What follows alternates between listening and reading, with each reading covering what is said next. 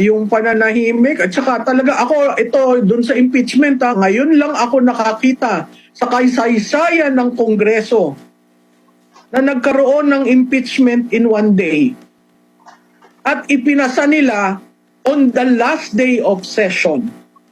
Yun ang makikita mo talaga politika kasi yung dating mga experiences natin sa impeachment magmula sa ombudsman, sa vice president, sa chief justice, it took a while. No? Very transparent, accountable yung process, kahit hindi mo nagugustuhan ang impeachment court na nangyayari, bukas sa taong bayan.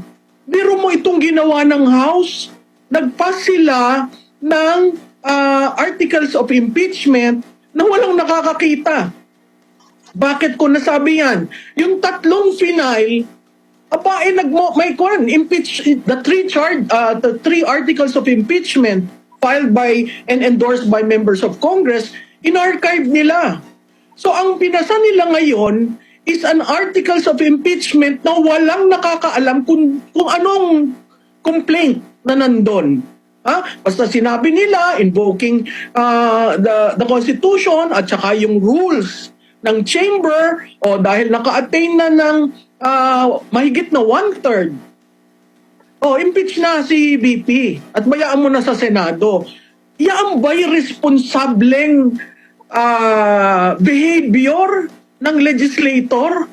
Wala man lang nagtanong, Your Honors, what are we charging her? Wala.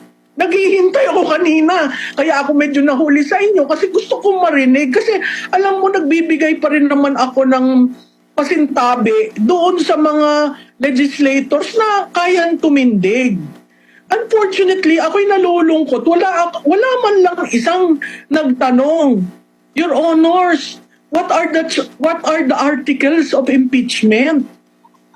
Ibig mong sabihin, nagpirmahan lang sila at kaninang umaga na natanggap na buo yung 215 Anong nangyari kaninang umaga when the speaker called for a caucus?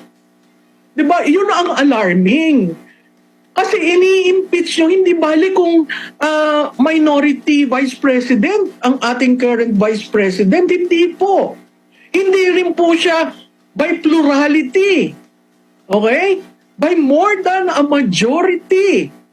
Nahalal siya. Ano po yun? Ang sinasabi ba ng mga legislators, wala kaming pakailam dyan sa mandate mo. Basta i-impeach ka namin. So ang taong bayan ho nagtatanong, ito ho ilan lang namang oras bago nagkaroon ng decision, no? Nagtatanong, ano po yung charges na inyong pinagbotohan at nakakuha daw ng 215, kaya verified complaint? Ano po yun? Kasi hanggang ngayon, sa tingin ko ni isa sa inyo, hindi nyo alam. So babalik tayo sa eleksyon.